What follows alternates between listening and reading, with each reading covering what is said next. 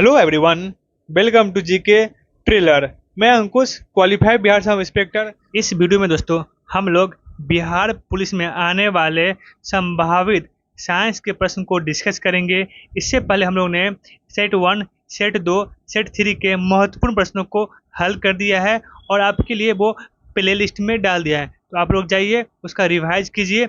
चूँकि आज शाम को हमने आपके लिए एक प्रीवियस ईयर का प्रैक्टिस सेट ऑर्गेनाइज किया है, तो उस प्रैक्टिस सेट को आपको लगाना है और देखना है कि 4 वीडियो देखने के बाद आपके साइंस में कितना स्कोर आ रहा है।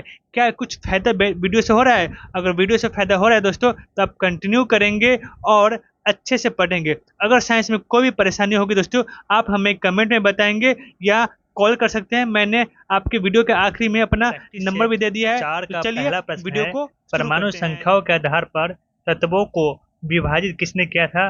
तो राइट आंसर आपका क्या हो जाएगा? मोसले।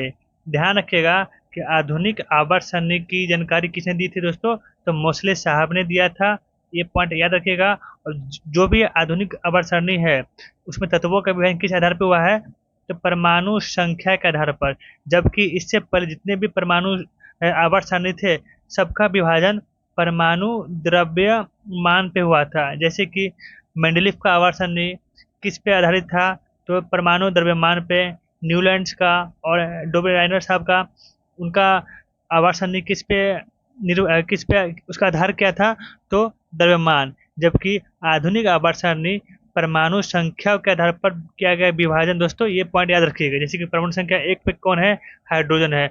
2 पे कौन है? तो हीलियम है। तो आपको पता चल रहा है ना कि संख्या के आधार पर परमाणु का विभाजन किया गया है। कौन किया है? तो मोसले साहब किया है। इसीलिए इनको आधुनिक आवर्त सारणी का पिता बोला जाता है। क्वेश्चन नंबर 2 है दोस्तों, ऑक्सीजन का उपयोग करके पाइरूवेट का विभाजन माइटोकॉन्ड्रिया में होता है। ध्यान रखिएगा कि जब भी बात हो जाए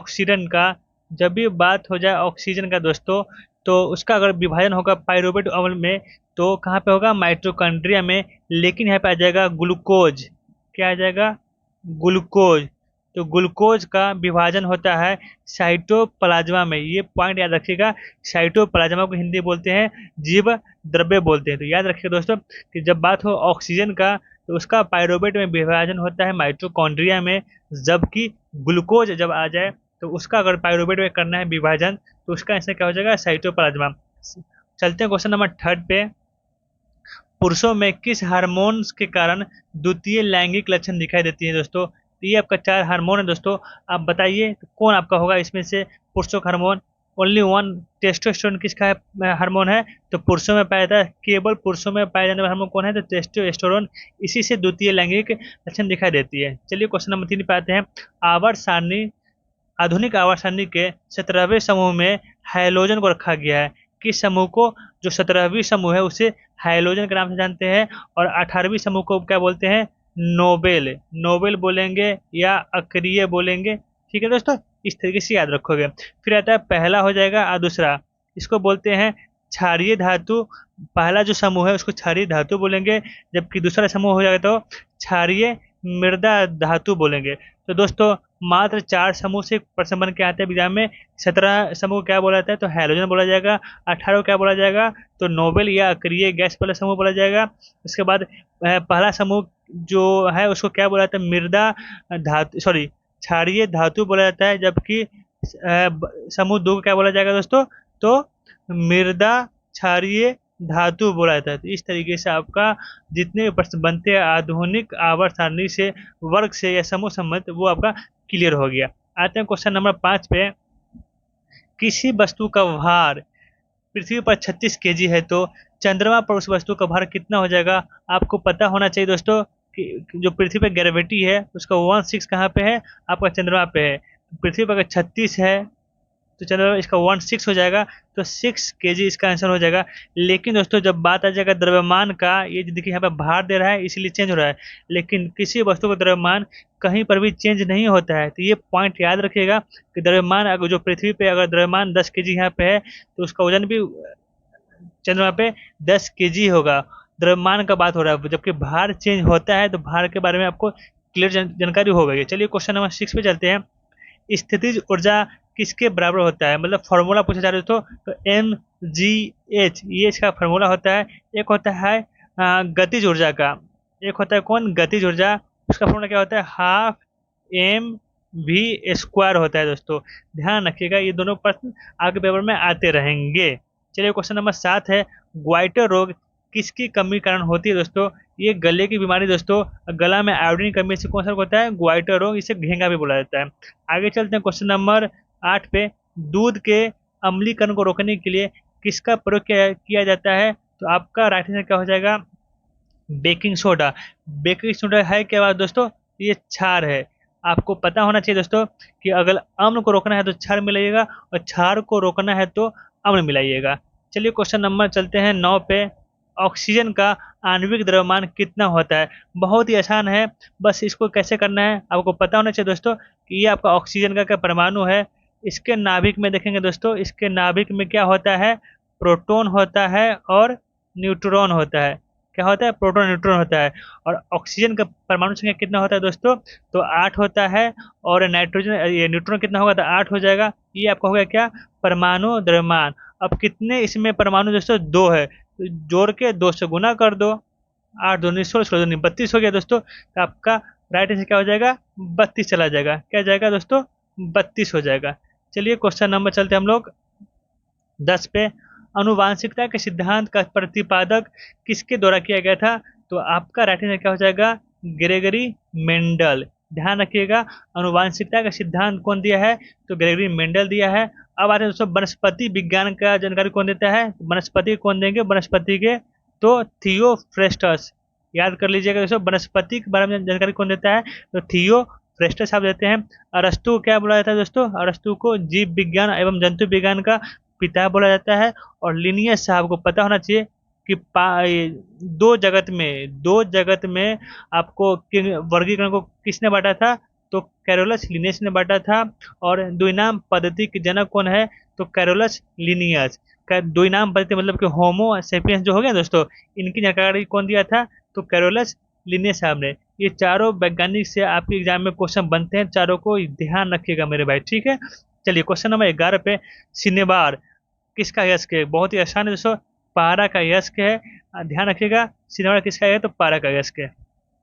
चलते हैं क्वेश्चन नंबर 12 पे, पौधे में खाद्य का भंडार कहाँ पे होता है दोस्तों। तो देखिएगा यहाँ पे बीज पत्री होना चाहिए था दोस्तों, बीज पत्री होना चाहिए था। ध्यान रखिएगा कि पौधे में खाद्य का भंडार बीज पत्री में होता है, ये पॉइंट याद रखिएगा। क्वेश्चन नंबर 13 है, संवेग का ऐसा मात्रक क्या होता है। तो संवेग का फॉर्मूला क्या, संवेग बनता कैसे है, तो द्रव्यमान में अगर वेग से गुना कर दोगे तो क्या प्राप्त हो जाएगा, संवेग प्राप्त हो जाएगा। संवेग का यूनिट क्या होता है, तो केजी होता है। और वेग का क्या होता है, तो मीटर प्रति सेकेंड हो गया। तो आपका राइट आंसर क्या हो जाएगा, केजी मीटर प्रति सेकेंड। क्वेश्चन नंबर 14 है, ऊर्जा का व्यवसायिक इकाई क्या होता है। अभी दोस्तों मैं आपको इसी चारों ऑप्शन में क्लियर कर दूंगा कि ऊर्जा का कौन होगा और शक्ति का क्या होता है। अगर अब वो किसी यूनिट में आवर लग जाए, क्या घंटा लग जाए, वो किसका क्या हो जाएगा, ऊर्जा का हो जाए। देखिएगा इसमें वो आवर लगा हुआ नहीं है, इसमें लगा हुआ नहीं है, इसमें लगा हुआ है नहीं है। लेकिन दोस्तों ऑप्शन नंबर सी दिखेगा, किलोवाट में घंटा लग गया, यहाँ पे आपका सेकंड भी रहेगा और यहाँ पे मिनट भी रहेगा, तो किसकी क्या हो जाएगी दोस्तों, तो ये ऊर्जा की क्या होगी। अब चलिए, अब वाट में हम क्या लगा देते हैं, घंटा लगाते हैं। अब हम ये भी बोल सकते हैं कि ऊर्जा का इकाई आपका ऑप्शन नंबर बी भी होगा, ऑप्शन सी भी होगा। अब देखिएगा किलोवाट में आवर नहीं लगा है ना, ये हो जाएगा इसका इकाई हो जाएगा, ये हो जाएगा शक्ति का। कहने का मतलब दोस्तों ये हो गया, अगर शक्ति का जो यूनिट है उसमें अगर हम लोग समय से गुना कर दिए तो वो क्या हो जाएगा दोस्तों, वो ऊर्जा का इकाई हो जाएगा। चलिए क्वेश्चन नंबर 15 है, टंगस्टन का गलनांक कितना होता है। तो दोस्तों बस याद रखिएगा, 3500 डिग्री के आसपास अगर आ जाए तो वो आप याद रखिएगा। जो भी 34 से 22 तो नहीं होता है, आपको बस 3500 के आसपास मिल जाए वो ऑप्शन को आप क्लिक कर दीजिएगा। तो टंगस्टन गलनांक आपसे एग्जाम में कई बार पूछा जा चुका है, ध्यान रखिएगा। टंगस्टन का उपयोग क्या होता है, तो फिलामेंट के रूप में बल्ब में जो होता है उसमें प्रयोग किया जाता है। क्वेश्चन नंबर 16 है, अणु शब्द का प्रतिपादक डेमोक्रिटस ने किया था। किसने किया था, तो अणु शब्द का प्रतिपादक डेमोक्रिटस साहब ने किया था। चलते हैं दोस्तों, अब चैट भी किसका किया था, न्यूट्रॉन का किया था, न्यूट्रॉन का किया था। और थॉमसन हाइड्रोजन खोज किया था दोस्तों। ध्यान रखिएगा, चैडविक का बात हो जाए न्यूट्रॉन का खोज किया था, और जे थॉमसन क्या है इलेक्ट्रॉन का खोज किया था दोस्तों। चलिएगा अब प्रोटॉन का, तो ग्लैडस्टोन। क्वेश्चन नंबर 17 है, मेंडलीफ की आवर्त सारणी में कौन सा तत्व एक निश्चित स्थान नहीं पा सका और इसीलिए उनको आवारा तत्व बोला गया। ध्यान रखिएगा, हाइड्रोजन को क्या बोला जाता है, आवारा तत्व बोला है। किसने बोला है, तो मेंडलीफ साहब ने बोला था। क्यों बोला था, तो कोई इसका निश्चित स्थान नहीं होने का इसे आवारा तत्व बोला गया। क्वेश्चन नंबर 18 पे आते हैं, कॉपर के एक अणु में कितने परमाणु होते हैं, इसी को एवोगाड्रो संख्या भी बोलते हैं दोस्तों। 6.022 गुणे 10⁻23 एक अणु में इतना ही परमाणु होता है और इसी को एवोगाड्रो संख्या भी बोला जाता है। क्वेश्चन नंबर 19 है कि एल कक्षा में रखे जा सकने वाले इलेक्ट्रॉनों की संख्या कितनी होती है। लास्ट क्लास में दोस्तों हम लोग ने चर्चा किया था कि के एल एम एन ये होता है, इसमें कक्षा की संख्या है। के में कितने कक्षा संख्या होंगे, तो 1 होंगे। एल में कितना होगा, तो 2 होगा। एम में कितना होगा, 3 होगा। एन में कितना होगा कक्षा संख्या, तो 4 होगा। अब इसमें इलेक्ट्रॉन कितने होंगे, इसके लिए 2n² मैंने आपको फार्मूला बताया था। एन का वैल्यू हम लोग कहाँ से रखेंगे, तो 1 2 3 4। एल कितने नंबर पे है दोस्तों, तो 2 नंबर पे है। अब 2 पुट कीजिएगा, 2 का स्क्वायर हो जाएगा 4, और 4 से 2 में गुना कर देंगे, कितना आ जाएगा 8। तो एल कक्षा में सबसे ज़्यादा इलेक्ट्रॉन की संख्या कितनी होगी, तो 8 से ज़्यादा वो नहीं होगी। जबकि एम में कितना होगा, तो 18 हो जाएगा दोस्तों। 3 का स्क्वायर 9, और 9 गुने 18 होता है एम में, और एल में करोगे तो 16 दूनी 32 हो जाता है। चलिए क्वेश्चन नंबर 20 पे, युग्मनज का निर्माण कैसे होता है, तो शुक्राणु एवं अंडाणु को मिलाइएगा तो क्या हो जाएगा दोस्तों, ये युग्मनज का निर्माण होगा। और ये गर्भाशय में जाके वहाँ पे क्या होगा, गर्भाशय में बच्चों का वो क्या कहते हैं पालन पोषण शुरू हो जाएगा, वहाँ पे बच्चों का बनने का प्रक्रिया शुरू हो जाएगा। क्वेश्चन आपका 21 है, परमाणु संलयन प्रतिक्रिया स्वचालित रूप से किसमें संपन्न होती है, तो राइट से क्या हो जाएगा, सूरज में क्या होता है परमाणु संलयन होता है। नाभिकीय संलयन कभी कहाँ पे होती है, तो सूरज में होती है। आपका तारा में भी होता है, ध्यान रखिएगा, तारा सूरज क्या एक तरीके का तारा है। अमोनिया में नाइट्रोजन की संयुक्ता कितनी होती है दोस्तों, अमोनिया का फॉर्मूला क्या होता है, तो NH3। तो फार्मूला क्या हो जाएगा, आपको हाइड्रोजन 3 जगह बैठाना है, ऐसे इस तरीके से बैठेगा हाइड्रोजन। तो ये पूछे कितना संयुक्ता है, तो 3 संयुक्ता है, तो आपका राइट आंसर क्या हो जाएगा, डी हो जाएगा। क्वेश्चन नंबर 23 है, जब सिल्वर क्लोराइड को सूरज के प्रकाश में रखा जाता है तब सिल्वर धातु बन जाती है, तब उसका कलर क्या होता है, तो भूरा रंग का होता है दोस्तों। किस रंग का होता है, तो भूरा हो जाता है। ध्यान रखिएगा, आगे चलते हैं क्वेश्चन नंबर 24 पे। आभासी और सीधी छवि के लिए दर्पण का आवर्धन हमेशा क्या होना चाहिए दोस्तों, धनात्मक होना चाहिए। ये पॉइंट याद रखिएगा कि जब आपको छवि आभासी बनाना है और सीधी बनाना है तो दर्पण को हमेशा आपको धनात्मक आवर्धन में रखना होगा। क्वेश्चन नंबर 25 है, आयरन के वायु की उपस्थिति में जलने पर किसका होता है, तो Fe2O3 का निर्माण होता है। क्या होता है, Fe2O3 का निर्माण होता है। किसमें जल रहा है दोस्तों, तो वायु की उपस्थिति में, जंग लगना इसको बोलते हैं। ठीक है दोस्तों, आगे आते हैं। क्वेश्चन नंबर 26 है कि बल द्वारा किया गया कार्य धनात्मक तब होता है जब, दोस्तों पॉइंट समझिएगा कि कार्य का बल द्वारा किया गया कार्य धनात्मक तब बोला जाएगा जब वो बल की दिशा में क्या हो, बल की दिशा में होगा। लेकिन दोस्तों जब बल की विपरीत दिशा हो तो घटना क्या चीज़ का होगी, वो कार्य ऋणात्मक हो जाएगी। वो कार्य क्या हो जाएगी, वो कार्य ऋणात्मक हो जाएगी। लेकिन अगर कार्य बल की दिशा में चला जा रहा है तो वो बोलेंगे धनात्मक होगी। क्वेश्चन नंबर 27 हम लोग के पास, मुक्त रूप से गिरना केवल निर्वात में ही संभव है। ये पॉइंट याद रखिएगा कि कोई वस्तु मुक्त रूप से गिर रहा है उसका गिरना केवल निर्वात में ही संभव। क्वेश्चन नंबर 28 है, माता पिता से संतान में शारीरिक एवं मानसिक गुणों के संचरण को अनुवांशिकी कहते हैं। तो दोस्त ये पॉइंट याद रखिएगा कि अगर माता पिता संतान में शारीरिक और मानसिक गुणों का संचरण हो रहा है तो उसे अनुवांशिकता कहा जाता है। क्वेश्चन नंबर 29 है कि फ्लोएम ऊतक का मुख्य कार्य क्या होता है दोस्तों, तो फ्लोएम का मुख्य कार्य क्या होता है, भोजन को पहुंचाना। जबकि आपका बात हो जाए किसका, जाइलम का, तो जल का पहुंचाना। याद रखिएगा कि जब फ्लोएम आए तो खाना पहुंचाएगा, जबकि जाइलम आएगा तो जैसे जाइलम जैसे क्या हो जाएगा, जल हो जाएगा। तो दोनों पॉइंट आप लोग याद रखिएगा, काफ़ी बार पूछा गया है दोस्तों ये क्वेश्चन।